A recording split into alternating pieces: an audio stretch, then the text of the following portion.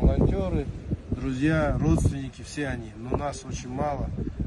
Помогите нам как-нибудь. Аким вот из Сокульского района сегодня привез 100 литров бензина от себя лично.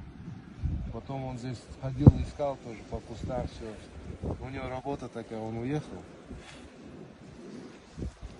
И вот помогите, пожалуйста, кто может. Приедьте. Нужны человеческие ресурсы. Деньги не проблема. Лишь бы найти мою дочку. Да? Здравствуйте. Мы ведем поиски уже 13 дней. Поиски Аиши.